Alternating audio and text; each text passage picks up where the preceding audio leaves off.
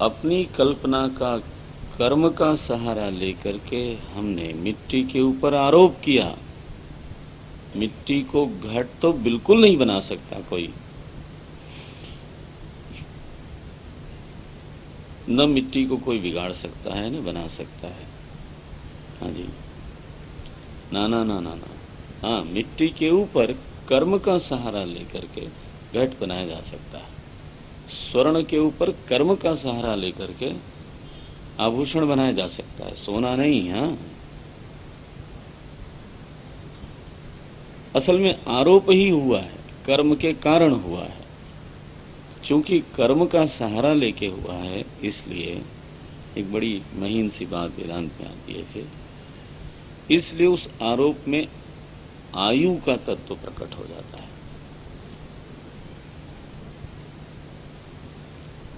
इसका भेद समझना आप।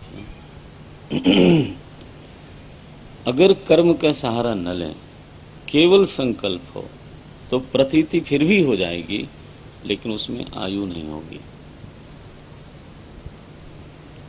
जैसे आप मनोराज्य करते हो, है ना, वो दही बेचने वाला सोचते चला जा रहा था, दही बिक जाएगी तो मुर्गी खरीदूंगा, कहाँ दही तो कहाँ मुर्गी, नॉन वेजिटेरियन रहा होगा।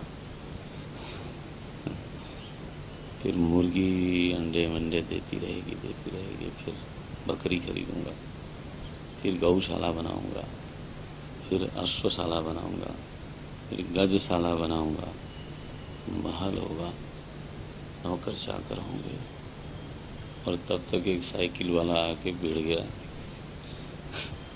इनकी दही गिर गई महाराज की, उसके कपड़े पर पड़ गई दही। उसने कहा मेरे कपड़े बिगाड़ दिए। उसने कहा महापुरुष मेरा महल टूट गया, मेरी सारी शालाएं हैं? ये जो तुम्हारे कपड़े में क्या रखा है? यह जो मनोराज्य है, यह चूंकि केवल संकल्प से उसको प्रतीत हो रहा था, और ध्यान रखना उस प्रतीति में विकास का अनुभव हो रहा था उसको, इसलिए वो सुखी भी हो रहा था। हम भी होते हैं, ऐसा नहीं है, ये मत सोचना नहीं होते हैं, ऐसा होगा तो फिर ऐसा होगा तो फिर ऐसा। मन में गणित चलता रहता है, खुश हो जाते हैं, और मन में गणित उल्टा हो जाए तो खिन्न भी हो जाते हैं, ध्यान रखना, दुखी भी हो जाते हैं। तो मानस सृष्टि सुखी दुखी करने में समर्थ है, तो केवल मन से प्रतीति भी हो सकती है, लेकिन उस प्रतीति में आयु नहीं होती। लेकिन उसी संकल्प को अगर कर्म का आश्रय मिल जाए, ध्यान रखना, तब भी वो प्रतीति ही है, लेकिन वो सच क्यों लगने लगा? क्योंकि उसमें आयु आ गई। आयु आने का मतलब ये नहीं कि वो नित्य हो गया। हाँ, वो 10 वर्ष रह सकता है, वो 100 वर्ष रह सकता है, वो 70 वर्ष रह सकता है। Does not mean it becomes real. पहले एक क्षण था, अब कितना हुआ? 100 वर्ष हो गया। ये आयु भी बड़ी ही डिसेप्टिव है। इस आयु की वजह से जो असत शरीर है, ये आपका सच होगा तो होगा। इस आयु की वजह से यह जो असत शरीर है, यह वजनी लगने लगता है। इसलिए भगवान भाष्यकार सृष्टि के सिद्धि में क्या बोलते हैं? अविद्या काम कर्म, अविद्या काम कर्म, ये फ्रेज है वेदांत की। अविद्या है, फिर काम है, फिर कर्म है।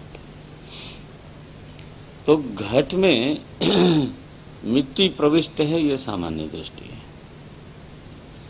लेकिन मिट्टी पर घट का आकार आरोपित है, ये ज्यादा सही है। यह आरोप कर्म क्षय से मिट भी जाता है, होता है कि नहीं? कोई भी आकार मिट्टी पर नित्य नहीं बना रह सकता, मिट जाता है। ये घट का दृष्टांत हो गया ना। यहाँ तो दृष्टांत भयानक है। बोले आप सबका शरीर घट है। बोले महाराज संभाल के बोलो, उसको सजाते हैं, संवारते हैं, मेकअप करते हैं, पता नहीं टेकअप करते हैं। आप सीधे बोल दे तो कुंभ है ये, घट ही है। हाँ। ये भी काम कर्म से ही बना है। नहीं, ये भी मिट्टी पर ही दिखता है, लेकिन मिट्टी 5 हो गई वहां पर। तो ऐसा बोल सकते हो कि हमारे शरीर में 5 महाभूत हैं, प्रविष्ट हैं। ऐसा भी बोल सकते हो कि 5 महाभूत में 5 महाभूत में हम सबके आकार दिखते हैं। और मजा यह है कि सांख्य योग दर्शन ने भी यही स्वीकार किया, क्योंकि उन्होंने स्थूल 5 महाभूत को विकृति माना है, माने अंतिम परिणाम। शरीर को विकृति नहीं माना। प्रकृति है त्रिगुण सत्ता, साम्यावस्था। बीच की क्रिएशन को प्रकृति विकृति बोलते हैं। और जब प्रकृति स्थूल भूत बन जाती है तो वो बोलते हैं विकृति। 3 स्थितियां हैं, प्रकृति, प्रकृति विकृति और विकृति। विकृति में लास्ट। तो स्थूल महाभूत को उन्होंने विकृति कहा। उनसे पूछा गया, शरीर 5 महाभूत का विकार है कि परिणाम है कि क्या है? चुप, शांति रखते हैं। इसका मतलब क्या हुआ कि जैसे घट मिट्टी में विवर्त रूप से दिखता है, वैसे यह शरीर 5 महाभूत में विवर्त ही है, परिणाम नहीं है, ऐसा माना। तो प्रविष्ट है कि अप्रविष्ट है, यहां भगवान नारायण ने बोला नहीं, बोले तुम डिसाइड करो।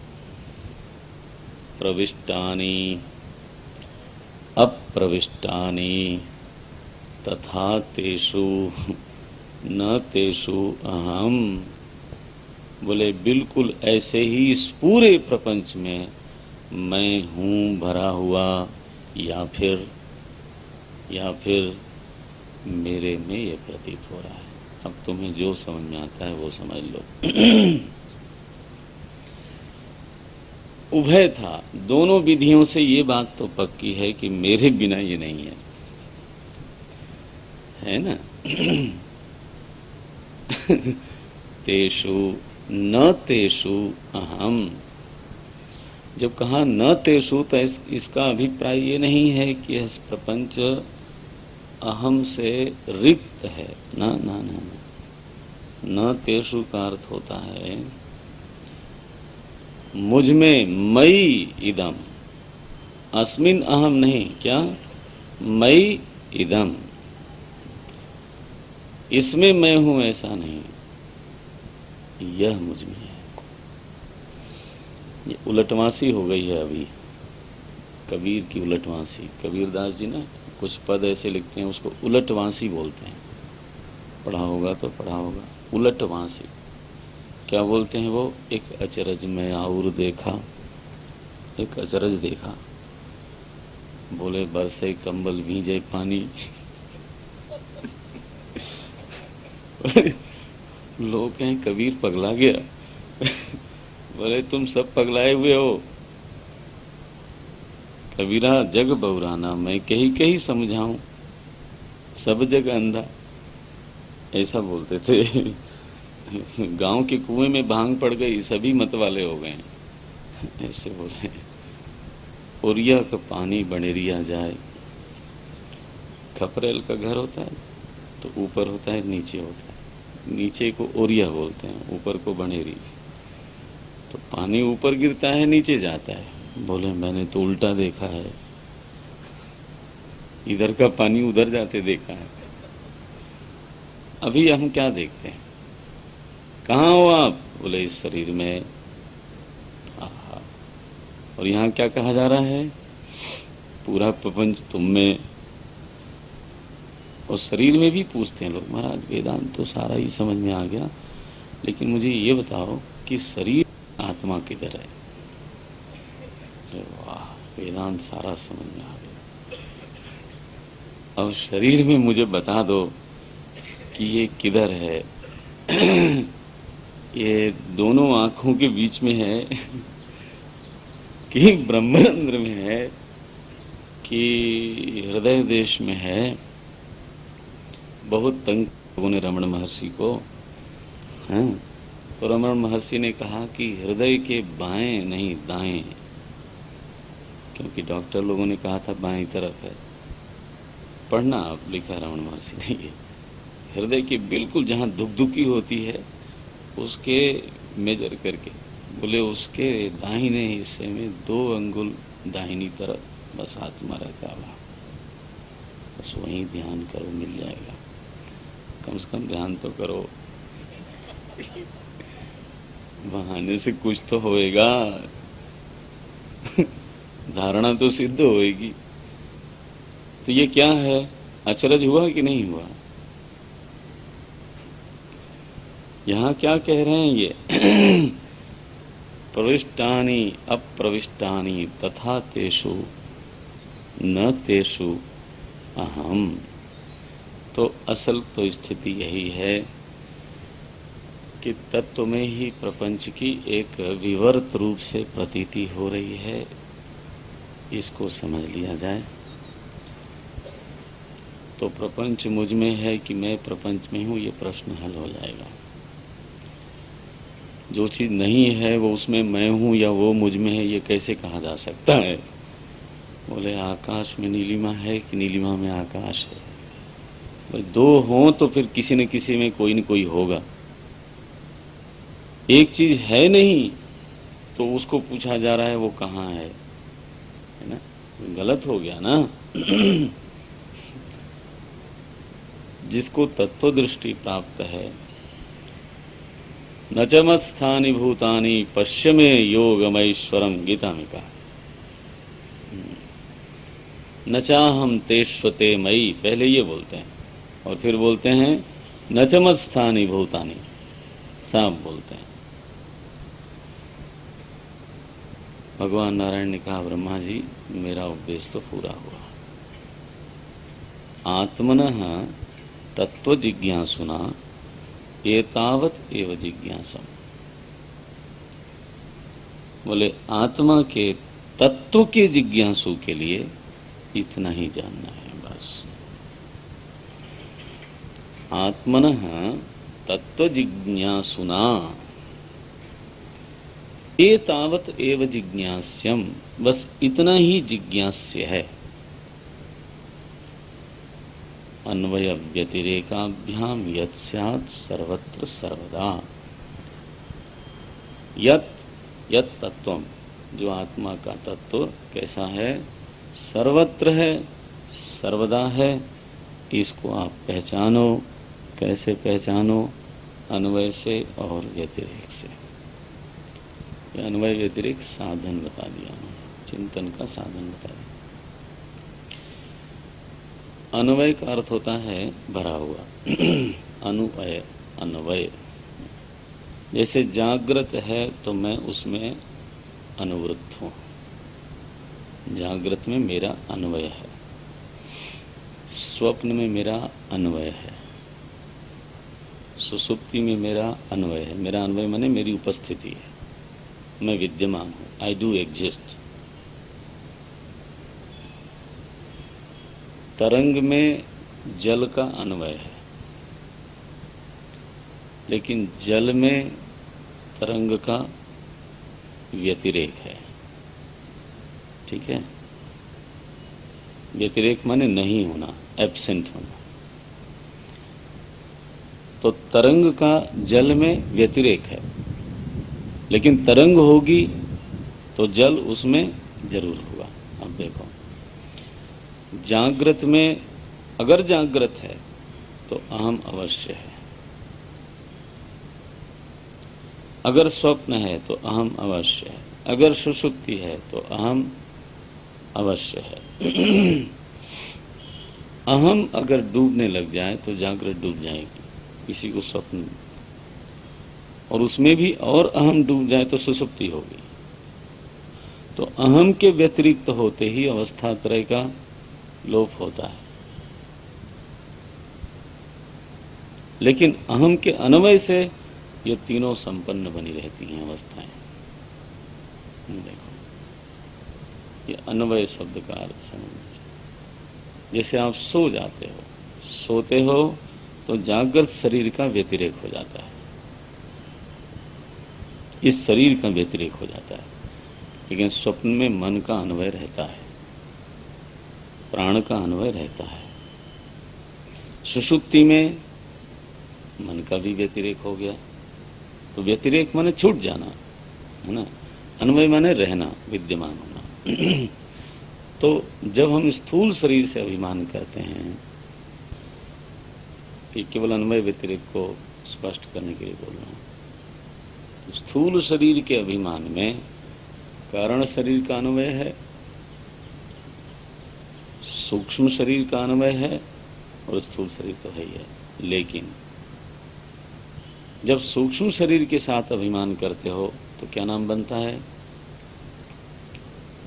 तेजस। पढ़ा होगा, तेजस। जैसे स्थूल शरीराभिमानी विश्व, सूक्ष्म शरीराभिमानी तेजस। जागृत के साथ जोड़ लेना, और सुषुप्ति में प्राज्ञ। तो देखो, विश्व में तेजस का अन्वय है, विश्व में प्राज्ञ का भी अन्वय है। आप समझते हो ना, विश्व माने स्थूल शरीराभिमानी जागृत अवस्था वाला, अभी आप विश्व कहलाते हो। उस समय तेजस है, उस समय प्राज्ञ भी है, लेकिन तेजस में विश्व नहीं है। ये देखो। तो ये हुआ अन्वय माने होना, व्यतिरेक माने छूट जाना, नहीं होना। जब जगत है तो अहम उसमें है, लेकिन शुद्ध अहम पर दृष्टि चली जाए तो उसमें जगत का व्यतिरेक है। ठीक है ना? हाँ। ये ऐसा ही है कि जब घट है तो मिट्टी का उसमें अन्वय है, लेकिन मिट्टी में घट नहीं है। जब तरंग है तो जल का अन्वय है, लेकिन जल में तरंग नहीं है। जल पर तरंग की प्रतीति हमारी आंख में होती है, जल में तरंग कोई प्रॉपर्टी नहीं है। अन्वय व्यतिरेकाभ्याम, जब देखें तो उसमें भरा हुआ देखें, लेकिन ये पूरी समझ नहीं है। मैं सब में हूं, ये पूरी समझ नहीं है। मैं इसके बिना हूं, ये भी साथ में होनी चाहिए। अन्वय व्यतिरेकाभ्याम यत् स्यात् सर्वत्र सर्वदा एतावत् एव जिज्ञास्यम्। बस इतना ही जानना है। 4 श्लोकों में क्या क्या बता दिया। अहम का पारमार्थिक स्वरूप बताया, सृष्टि का स्वरूप बताया, सृष्टि का अहम के साथ संबंध बताया, प्रविष्टानि अप्रविष्टानि, और बोले इस पर मनन करना है तो अन्वय व्यतिरेक का आश्रय लो। बस बस बस। ये महाराज सारी सृष्टि का हम के साथ संबंध, हाँ है तो सही, वो तो मनन करो ही, लेकिन साधना में सृष्टि का अभिप्राय है, शुरू में अभिप्राय ऐसा लेना चाहिए, शरीर का हम के साथ संबंध है। हमारे जो मनोवृत्तियां हैं उनका अहम के साथ संबंध है। पहले अगर माइक समझना है पूरी सृष्टि को, आत्मनो माया, तो पहले मनोवृत्तियों को माइक समझना पड़ेगा कि पूरी की पूरी मनोवृत्तियां ये चैतन्य पर प्रतीत हो रही हैं, माइक हैं, तात्विक नहीं है। फिर थोड़ा अगला कदम, हमारा शरीर, वृत्ति फिर भी समझ में आती है, लेकिन हमारा शरीर उसी चैतन्य पर माइक है स्वप्न देहवत, वास्तविक नहीं है। फिर हमारे आसपास की परिस्थिति और उससे बनी हुई मनस्थिति माइक है और वास्तविक नहीं है। वह चैतन्य में है, चैतन्य में नहीं भी है। यह जो मनस्थिति के दबाव में, प्रभाव में आकर के हम बिल्कुल ही क्या क्या हो जाते हैं, उससे तो उसी समय मुक्ति मिलेगी कि नहीं मिलेगी। यह मन स्थिति को परमार्थ समझने से ही तो गड़बड़ होती है। कम से कम वहां तो पहले इसको मिथ्या समझो।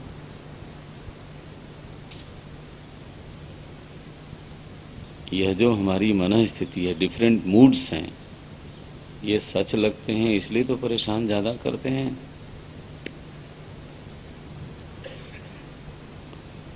यह मन स्थिति मिथ्या सिद्ध होने लग जाए हमारी समझ में, ध्यान रखना, जगत का मिथ्या सिद्ध होने से तुरंत कोई लाभ दिखाई नहीं देता। लेकिन अगर आप अपनी मन स्थिति को प्रातीतिक समझ पाओ तो स्वतंत्र हो गए। आपकी स्थिति मन स्थिति निरपेक्ष हो गई। पीछे एक दिन मैं कह रहा था, आज हमारी स्थिति कैसी है? परिस्थिति सापेक्ष मन स्थिति और मन स्थिति सापेक्ष हमारी स्थिति। ठीक है ना? अगर परिस्थिति प्रातीतिक हो जाए, मन स्थिति प्रातीतिक हो जाए, तो आपकी स्थिति सिद्ध है। धन्यवाद। पूरा करता हूँ यहाँ पर।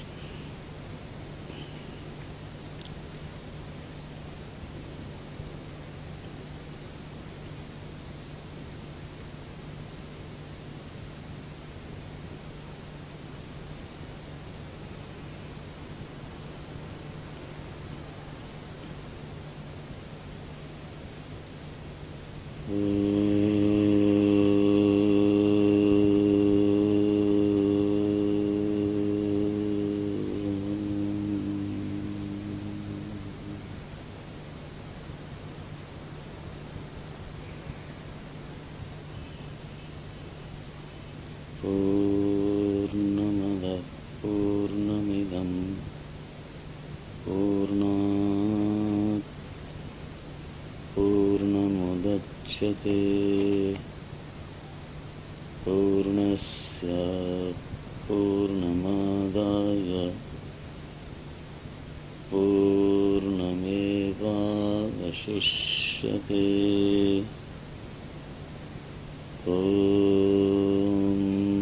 शांति शांति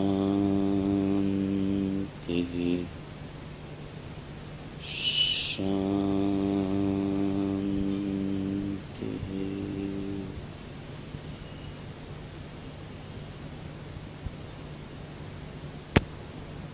हरि ओम।